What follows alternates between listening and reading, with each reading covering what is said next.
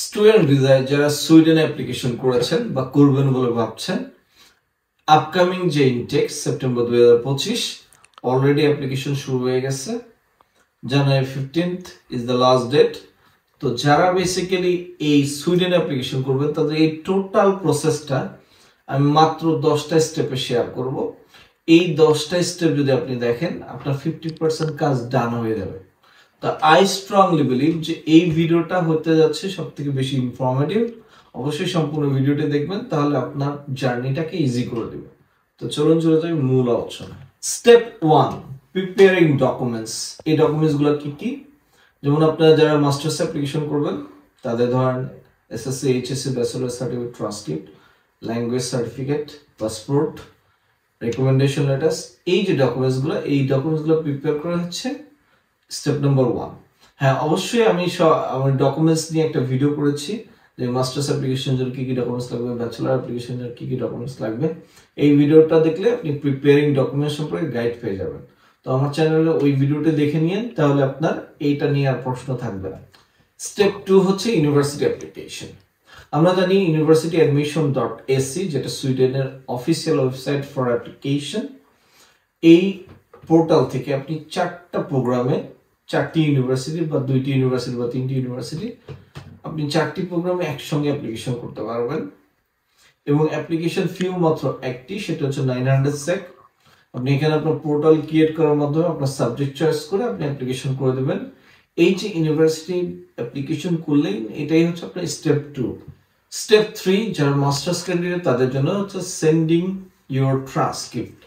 সুইডেনে যারা masters application করেন, বিশেষ করে বাংলাদেশের যারা ক্যান্ডিডেট, তাদেরকে তাদের ব্যাচেলার ট্রান্সক্রিপ্টটা তাদের ইউনিভার্সিটির এক্সাম কন্ট্রোলার বা রেজিস্ট্রার অফিস থেকে, যেখান থেকে আপনার সার্টিফিকেট ইস্যু হয়, সেখান থেকে আপনার ইউনিভার্সিটি এনভেলপে করে ট্রান্সক্রিপ্টটা অ্যারেস্টেড করে ওই এনভেলপের মাধ্যমে sender has to be your university এবং receiver has to be the university admission .AC. ওখানে ওয়েবসাইটে আপনি দেখবেন যে সুন্দর করে অ্যাড্রেসটা দেওয়া আছে, আপনি সেখানে কুরিয়ার করে পাঠাবেন। আপনার university has to be centre, আগেই বলছি। এই যে ডকুমেন্ট সেন্ডিং করা, ডিএইচএল করা, এটা হচ্ছে স্টেপ 3। স্টেপ 4 হচ্ছে আপনার যে রেজাল্ট দিবে, যেমন এবার মার্চের 27 তারিখে মাস্টার্সের রেজাল্ট দিবে, এপ্রিলের 3 তারিখে ব্যাচেলর রেজাল্ট দেবে। আপনার এই রেজাল্টটা আপনাকে অ্যাকসেপ্ট করতে হবে। ফর এক্সাম্পল, আপনি 4টা অ্যাপ্লিকেশন করছেন 4টা ইউনিভার্সিটিতে, 2টা ইউনিভার্সিটি থেকে আপনার অফার লেটার আসছে বা আপনাকে অ্যাকসেপ্ট করছে। আপনি কিন্তু 2টা দিয়ে ভিসা ফেস করবেন না, আপনি একটি দিয়ে ভিসা ফেস করবেন। তো আপনি একটিকে অ্যাকসেপ্ট করতে হবে, আরেকটা কি করতে হবে, ডিক্লাইন করে দিতে হবে। আপনি ডিক্লাইন না করলেও একটা অটোমেটিক ডিক্লাইন হয়ে যাবে, বাট আপনার ডিক্লাইন করে দেওয়া প্রযোজ্য। তো এই অ্যাকসেপ্টিং অফার, এটা হচ্ছে স্টেপ 4। স্টেপ 5 হচ্ছে স্টুডেন্ট ফাইল ওপেনিং এবং টিউশন ফি সেন্ড করা। আপনার যখন অফার লেটার এসে গেছে, আপনাকে যেটা করতে হবে ওই অফার লেটার এবং রিফান্ড পলিসি দিয়ে, এবং আপনার এখন ব্যাংকে অনেক ডকুমেন্ট চাই, যেমন আপনার প্রিভিয়াস একাডেমিক ব্যাকগ্রাউন্ডের ডকুমেন্ট চাই, পাসপোর্ট চাই, এমনকি টিনও চাই। এগুলো নিয়ে আপনার স্টুডেন্ট ফাইল ওপেন করতে হবে। স্টুডেন্ট ফাইল ওপেনিং এর ক্ষেত্রে BRAC bank, city bank preferable, কারণ এরা খুব প্রফেশনালি কাজগুলো করে। অন্যান্য ব্যাংকেও পাঠায়, কিন্তু তাদেরকে অনেক কিছু বুঝাইতে হয়। প্রিমিয়ার ব্যাংকও করে। তো আপনি যেটা করবেন, স্টুডেন্ট ফাইল ওপেন করবেন এবং আপনার টিউশন ফিটা সেন্ড করে দেবেন। এই টিউশন ফি সেন্ডিংটাই হচ্ছে স্টেপ 5। আপনি টিউশন ফি সেন্ড করে দিয়েছেন মানে আপনার কাজ হাফ ডান। এবার স্টেপ 6 শুরু। স্টেপ 6 থেকে হচ্ছে ভিসা প্রসেসিং। সো স্টেপ 6 হচ্ছে preparing your documents for visa application. এই ডকুমেন্টস প্রিপারেশনের মধ্যে রয়েছে আপনার ব্যাংকের ডকুমেন্টস রেডি করা, অর্থাৎ আপনার ব্যাংক স্টেটমেন্ট, সলভেন্সি সার্টিফিকেট এবং আদার রিলেভেন্ট ডকুমেন্টস গুলো আপনাকে রেডি করতে হবে। তো এই ভিসা রিলেটেড ডকুমেন্টস গুলো আপনার, এটা নিয়ে আমি একটা ভিডিও করব, প্রিপেয়ারিং ভিসা ডকুমেন্টস। এটা হচ্ছে আপনার স্টেপ নাম্বার 6। স্টেপ 7 হচ্ছে ভিসা অ্যাপ্লিকেশন। এই ভিসা অ্যাপ্লিকেশনটা করবেন আপনি অনলাইনে মাইগ্রেশনস ওয়ার্কের যে অফিসিয়াল ওয়েবসাইটে রয়েছে। সেখানে আপনি একটা স্টুডেন্ট প্রোফাইল অর্থাৎ রেসিডেন্স পারমিট কার্ডের জন্য অনলাইন অ্যাপ্লিকেশন করবেন, আপনার প্রোফাইল ক্রিয়েট করবেন, ডকুমেন্টস আপলোড দিবেন। এই যে আপনি অনলাইনে ভিসা অ্যাপ্লিকেশনটা করবেন, এটাই হচ্ছে স্টেপ 7। স্টেপ 8 হচ্ছে বায়োমেট্রিক এবং ইন্টারভিউ। আপনার ডকুমেন্টস রেডি করেছেন, আপনি অনলাইন ভিসা অ্যাপ্লিকেশন করেছেন, অ্যাপয়েন্টমেন্ট নিয়ে আপনি বায়োমেট্রিক দিবেন। বায়োমেট্রিক মানে আপনার যেহেতু রেসিডেন্স কার্ড অফার করবে, আপনার ফিঙ্গারগুলো আপনার ফিঙ্গারপ্রিন্ট নেবে, দেন আপনাকে একটা ইন্টারভিউ নেবে।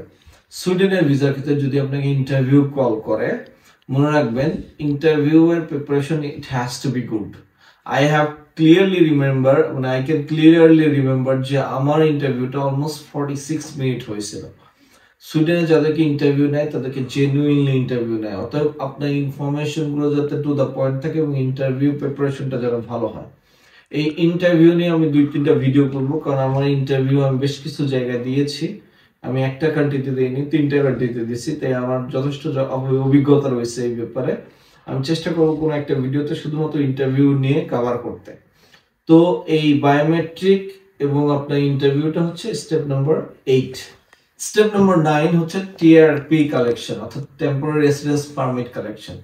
আপনার যখন মেলে কনফার্মেশন আছে your visa has been granted, you will get a date to collect your visa, I mean temporary residence card. আপনি সুইডেনের যে এম্বাসি রয়েছে গুলশানে, সেখানে গিয়ে আপনার টিআরপিটা কালেক্ট করে নেবেন। এটা হচ্ছে স্টেপ নাম্বার 9। লাস্টটা হচ্ছে ভেরি কমন, যে কোনো দেশে যেতে হলে আপনাকে এয়ার টিকিট লাগবে। আপনার এয়ার টিকিট কাটতে হবে। আপনার ডিসিশনটা যদি একটু কুইকার হয় তাহলে যেটা হবে, আপনি যথেষ্ট সময় নিয়ে টিকিটটা কাটতে পারবেন, সেক্ষেত্রে টিকিট প্রাইসটা একটু কম হবে। তো এই ছিল হচ্ছে সুইডেন স্টুডেন্ট ভিসা নিয়ে 10টি স্টেপে আমি টোটাল প্রসেসটা নিয়ে আসার চেষ্টা করেছি। যারা এই ভিডিওটি দেখেছেন, আশা করি যে আপনারা এই স্টেপগুলো ফলো করলে আপনার জার্নিটা সহজতর হবে। So thank you very much for watching my video. Have a nice day.